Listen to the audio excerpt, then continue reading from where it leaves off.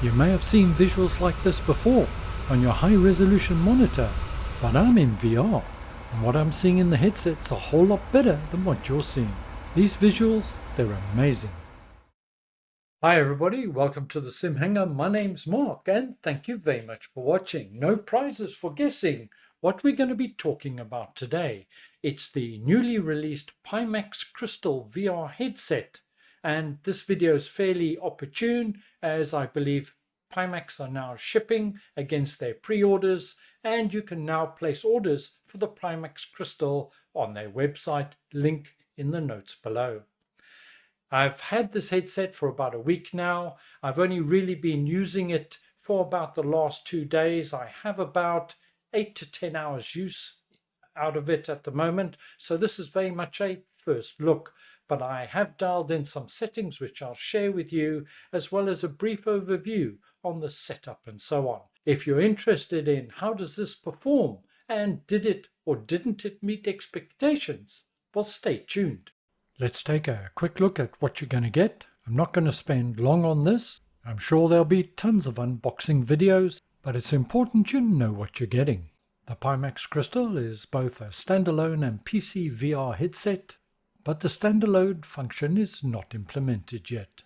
The build quality is adequate and fit for purpose, but one thing you'll note from the get-go, it's a heavy headset. My headset is part of the pre-order batch, so comes with the excellent DMAS off-ear sound. Note this will not be standard for orders going forward. Standalone or VR, it requires a battery, fits into the back of the head strap, and these are the all-important lenses. These aspheric lenses are the star of the show. They're QLED with mini LED backlit panels, and offering the best resolution we've seen in a consumer-facing headset to date, with a combined resolution of 5760 by 2880, with the LED back panels enhancing the visual impact, and the net result is 35 pixels per degree.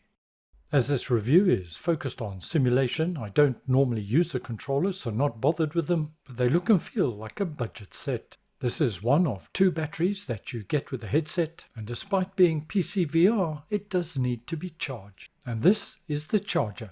Battery slots in and charge via USB. You get 2 standard USB to USB-C cables used for charging the controllers and the batteries as well. Here is the new link box, which is now powered and connected to the mains, which has resolved any concerns regarding battery life. I haven't needed to change a battery yet. Get a small screwdriver and various screws, that's for fitting your lenses into the headset. But turning back to the link box, the mains adapter is supplied with a variety of different connections to suit all purposes. The main feed cable that came with my unit is fiber optic, plenty of cable length. That end fits into the headset. DP, display cable on the other end, fits directly onto your GPU, and the USB into the link box. And here's a quick snapshot of what you get. One point to note is that the fiber optic cable is not standard. It was issued due to shortages, and Pimax will revert back to supplying the standard cable with 2 USBs from the beginning of July. I think it's appropriate at this point that we recognize some functions of the Crystal are still to be implemented.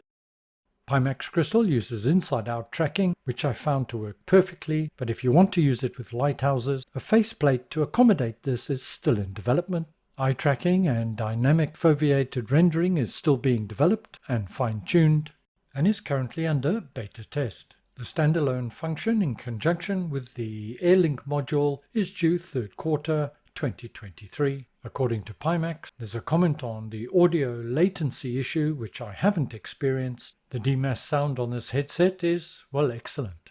No doubt it'll be disappointing to many that all features are not functional on day one. For more information and updates, visit their website, and as always, links in the notes below. Installation truly is a breeze. Download the software from their website and then run it on your PC. I found the ease of use and simple config settings refreshing. Under device settings, I'm running at 90 Hz. Here you can also adjust your IPD if you want to. Under games, I disabled smart smoothing and hidden area mask. Not sure the smart smoothing is working anyway. With smart smoothing enabled, I was getting some flashing in the headset. Other than that, I've left everything at default. One very useful feature for those that may have sight difficulty, under the advanced setting you can manually offset the horizontal IPD and vertical offsets manually. Pimax headsets use SteamVR. And to use SteamVR for something like Microsoft Flight Simulator is not a problem, you can do that using the free Steam download Windows Mixed Reality for SteamVR. But based on recommendation from Steve, VR Flight Sim Guy, I've opted to bypass SteamVR totally and use the Pimax XR runtime application from the same developer that brought us the OpenXR toolkit. Thank you very much, Matt, the developer. And utilizing this, it improves the performance overall, and I'm using this in conjunction with the OpenXR toolkit to maximize benefit. To activate, all you need to do is click on the Pimax XR as opposed to SteamVR, and you're done. My thanks and appreciation to Matt, the developer of this freeware, and to Steve, VR Flight Sim Guy, link in the notes below. Before we get up in the air, here are my VR settings that I used for my initial tests. They're not final or definitive in any way. I turned a few settings down due to the higher resolution and therefore bigger load on the CPU and GPU, but to cut a long story short, I got a great performance. My system is a 10900K Intel i9 processor and my GPU is a 4090. For those with lesser system, you may want to pay particular attention to things such as ambient occlusion, that's a big hitter, volumetric clouds, I've turned down to high, and object level of detail I have at 120, and terrain level of detail at 110, using DX11, but significantly I'm using TAA mode, not using DLSS for these tests. I want to get maximum benefit from the graphical clarity. I will of course be doing tests in DLSS in a future video. Once I was in VR and in the sim, I made a few changes using the OpenXR toolkit, but nearly everything is at default. The one thing that I changed was the turbo mode. I put that on. This setting affects the relationship between latency and FPS. I didn't test eye tracking. Once again, that's for a future video, but under my system settings, I changed the override resolution to yes, and scaled down the display resolution per eye to 3500 by 4145. And this gave me a pretty stable 45 FPS as an average, with a low of 36 frames per second and a high of something in the region of 55 FPS, using TAA anti-aliasing and DX11 with hardware accelerated graphic scheduling to on. Welcome to PMDG 737-700. Due to the difficulties associated with recording in VR, the image that you're seeing is probably not as good as the image I saw in the VR headset. In fact, the image was absolutely amazing. From my cockpit seat I can read just about every single thing. The clarity of this headset is quite astonishing and somewhat surprising. I had a feeling it was going to be good, but, well, this is on another level. The closest I've experienced to this is the Varjo Aero, but the FOV in this headset, which in my tests is just a tad under 104 degrees, is so much better. And the vertical FOV, well, it's enormous compared to the Aero. You will notice occasionally a green box will appear with the FPS in it. I can see the FPS, having enabled it in the OpenXR toolkit, but it didn't record. So the green box indicates the FPS I was experiencing at the time. One of the big visual differences I'm experiencing is the level of detail at distance that I can make out. And below me, well, individual trees. Having used many headsets over the years, another point that stands out with the Pimax Crystal is the color palette. And the vibrancy of those colors is absolutely stunning. We're flying over London at the moment in live weather, but I'm just altering the time to give you the impression of the changing light. Now it's good anyway in Microsoft Flight Simulator, but in this headset, well, it'll just about take your breath away. This is, without doubt, the best VR image I've ever seen, and I'm just simply being honest here. One word, wow.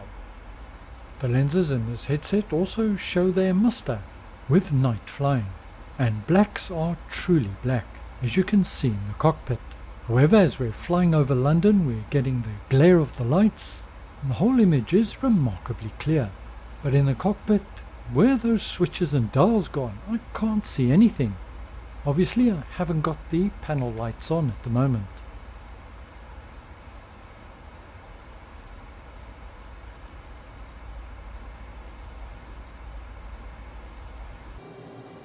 Okay, so we've talked about the visual fidelity, but now let's focus on performance. As mentioned earlier, I was getting around about 45 frames per second on average, I would estimate, with a low of around about 36 and a high of about 55 FPS. But whether I was flying the 737 or the FA-18, my frames remained fairly consistent and performance was very good indeed. Bear in mind, you don't need 60 FPS in Microsoft Flight Simulator to get a great VR performance. And further encouragement is, while I haven't really tweaked the settings that much at all, it's got more to give, I'm sure. And despite turning down the graphics within the OpenXR toolkit, the detail I can see is absolutely stunning. I hope it comes out okay on the video, but in the headset the whole thing was just super smooth. Now I know I've got a 4090, but if you got something less than that, 3080 or 4070, I'll just tweak down that resolution perhaps, or those Microsoft Flight Simulator settings. You don't need a 4090 to run the Pimax Crystal. I'd also comment that I've seen no evidence of mirror. Others have reported that they can see it slightly. I haven't been able to see it yet, and I have been looking, so if it's there, well, it's nominal. And as you probably guessed, it's no problem if you wear glasses. There's plenty of room in this headset. Let me round off this first look at the Pimax Crystal by giving a summary of what I believe, in my personal opinion, are the main pros and cons for this VR headset. And let's start off with the negatives. Now, first and foremost, there's no getting away from it. This is a heavy beast. It's a heavy headset. If you're into room scale VR or something like that, running, jumping around, well, it may not be for you, and it's a recommended try before you buy. If you're into static VR like me, be it racing simulation, flight simulation, that type of thing, well, the weight is not such a serious consideration. However, if you're smaller in stature, you need to be cognizant of it, because once again, it may not be suitable. The other negative is that there's quite a lot of features outstanding that Pimax are still to bring to this VR headset, including standalone mode, and we've got to trust in Pimax to deliver that within a reasonable time period. Turning to the positives now, if you are looking for the best visuals, the best resolution, and the most vibrant colors available in a consumer-facing VR headset under $2,000 US, well, there's no other contender. It's the Pimax Crystal. It's absolutely stunning. Add to that the ease of setup with the Pimax Play, I think it's called. Well, it's a win-win. I will, of course, be doing quite a lot more on the Pimax Crystal over the next couple of weeks, so stay tuned as I get more experienced and dial in those settings even further. But until then, thank you very much for joining me. Stay well, look after yourselves. I'll see you again soon, and bye for now.